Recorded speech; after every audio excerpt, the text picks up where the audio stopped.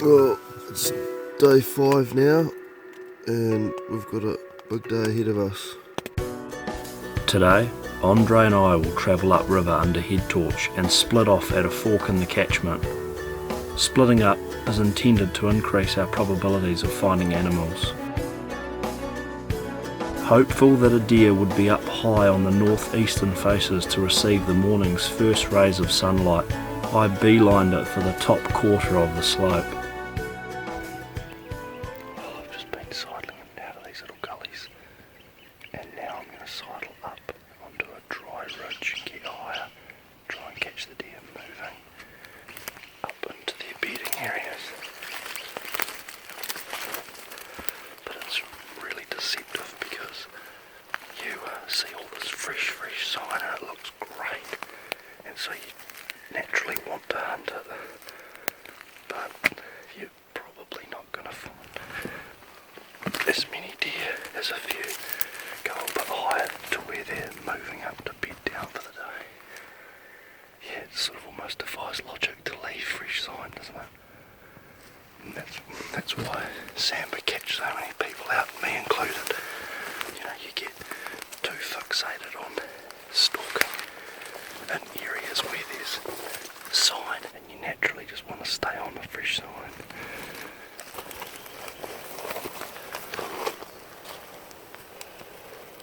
It's just gone on 7:45 and that sun's come up and the wind's actually up my bum, so what I'm going to do is I'll keep climbing and then I'm going to sidle and just let that wind hit my left shoulder, and I'll focus on things below me. Heavy rain fell overnight, but thankfully it had stopped in the early hours of the morning, and there remained a wet, misty cloud that hung in the valleys, waiting for the wind and sun to break it up.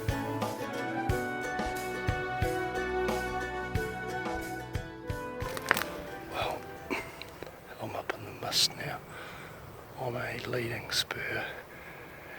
The wind was playing a little bit of silly buggers on me, so what I'm going to do is climb up this main leading spur by probably a good 500 or 600 metres, maybe a bit more, and then I'll drop down into a north-east facing gully. Well, it's actually the same ridge, but I'll drop into the northeast side of it and then sidle my way down into the wind. Because there's nothing worse than trying to stalk with the wind behind you. You're just wasting your time.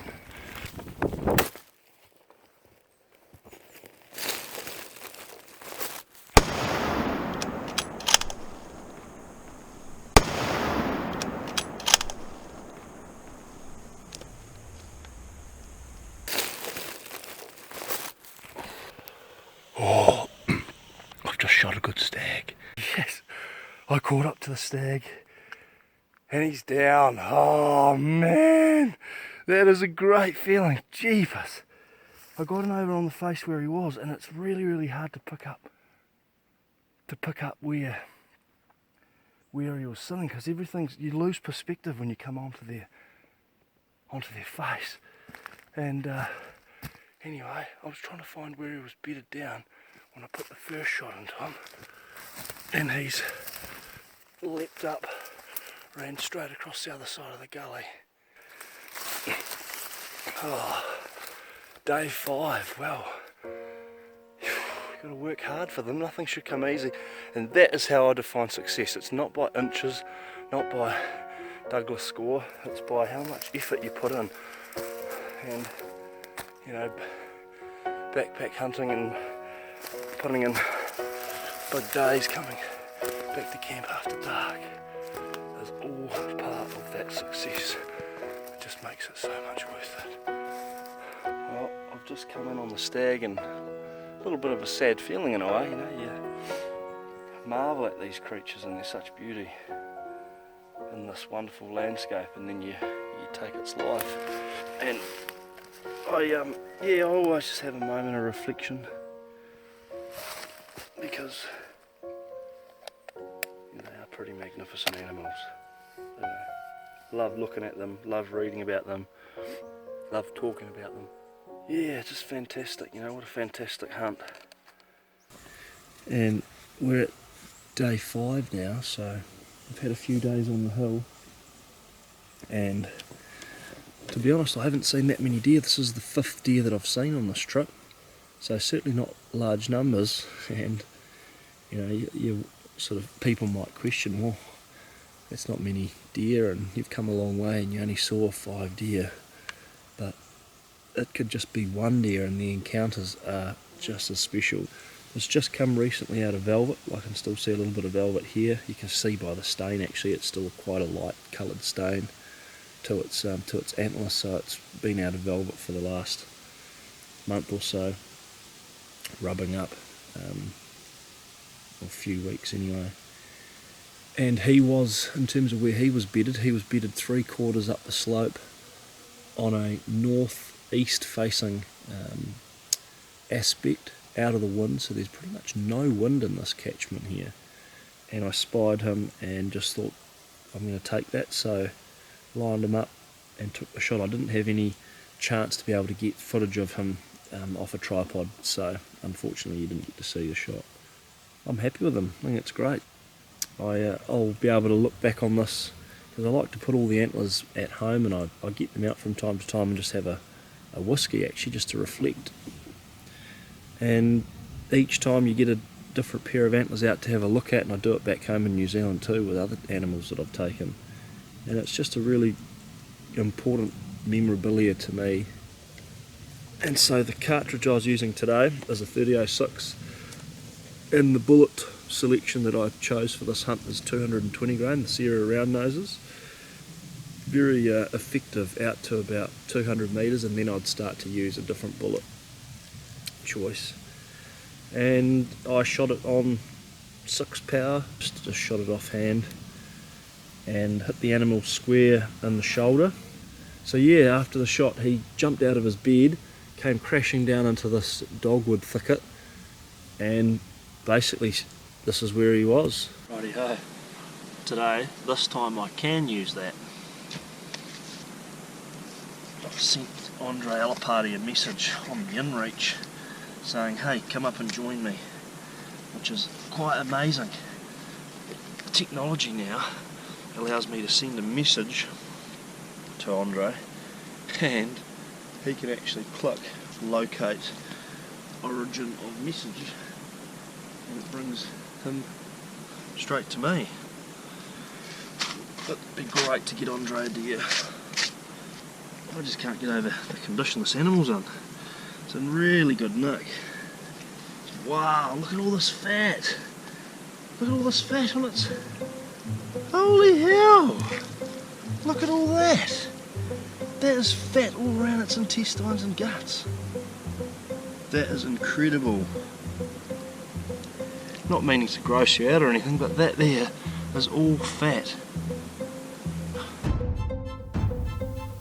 While butchering the best cuts from the stag, Andre forfeits his plans in order to join me in celebrating this hard-earned moment. It had taken 5 days of hunting in varying terrain and weather conditions before finding a stag bedded up in the dogwood. A very satisfying feeling indeed, especially when considering the amount of effort we had put into everything leading up to and during the hunt. Well, not only do I smell like a stag now, but I sound like a stag, because as I'm going through this bush, the antlers are clacking onto the side of branches. Sounds pretty wicked. I was just pecking out up and over this gully, getting into another ridge system. It's going to give us totally new faces on the other side. So Andre's with me now. Alright, now I'm just about to come over into a totally new system. None of us have been into yet, which is very exciting.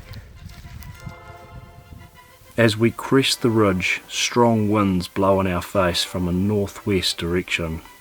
The extra noise of the wind assists us in moving through a dry and noisy understory without detection. And soon I pick up on the slightest of movement from a deer only 80 metres below us browsing in the dogwood. Just to the left of the tree, there's a little orange grass, just to the left of this black tree, down there about 8 metres away. Eagerly we glass for any signs of a mature stag in the immediate vicinity and then gradually work the binoculars further afield.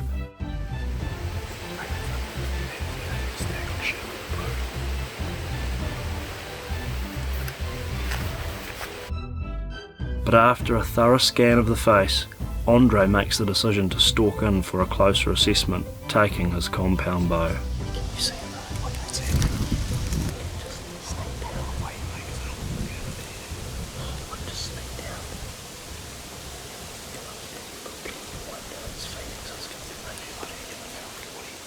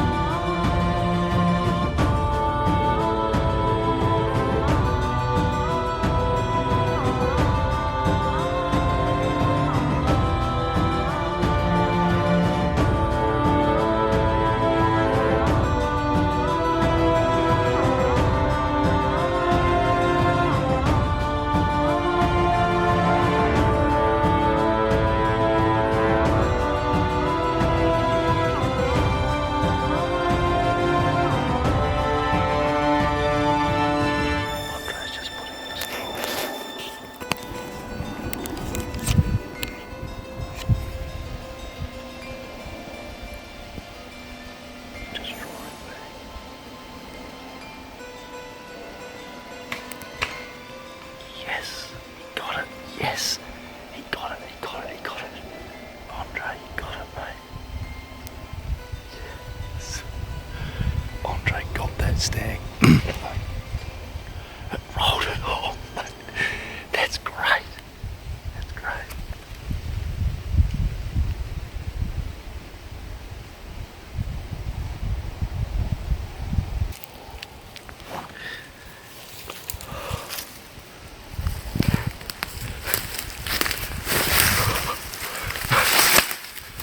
That was a good shot, man.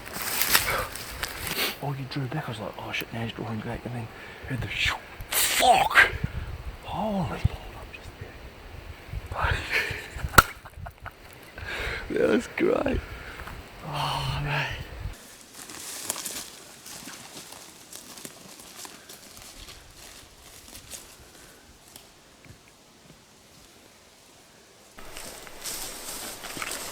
Oh, Jamie's found my arrow. Perfect. Full pass through. These little northern broadhead 100 grainers that zip straight through it. Looks like it might be either double lung or heart shot. But perfect result. That arrow's going to go straight back in my quiver. I'll give it a touch up on the steel at camp tonight. That's another bullet ready to go back in to service. Right, hold up just below me, maybe 20 or 30 metres, didn't go very far, so we better go and get meat and stuff off it before it gets too hot. Don't shoot any sand with a bow, that's for sure. As Andre and I reflect on what has been an outstanding past few hours, I am amazed at how quickly and humanely his Sambar expired. Andre's arrow made a copybook entry directly behind the elbow joint, and it made it all of about 12 metres before piling up in the bracken. And I felt privileged to have watched the stalk all unfold right before my very eyes.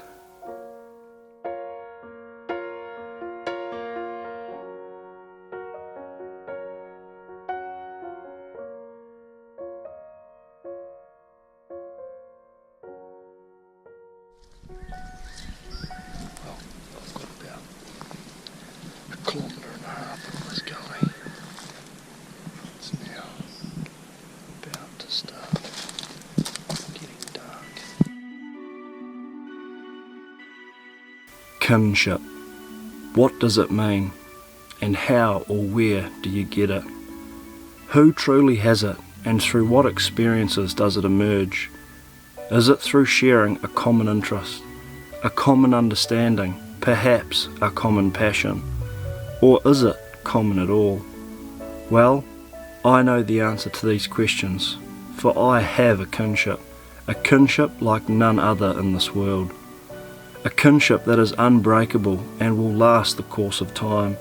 A kinship that is far deeper than just words alone, and one that very few people will ever understand. A kinship that is founded upon actions in an unspoken language that requires little elaboration. It is an unspoken dialogue that has culminated over the course of decades, a mutual understanding, a mutual respect, a mutual belief in the things that are important to us as people and as hunters. The sheer number of miles put underneath our feet together, the number of contours climbed on a map, or the number of catchments that we have saddled through, these are just some of the things that define our kinship. And as we round off day 5, I reflect on watching my brother sneak in on and send an arrow into that sambar. It was, without doubt, one of the proudest hunting moments I have experienced with Andre to date. A moment that perhaps only those of you who truly understand what it means to have a kinship will fully appreciate.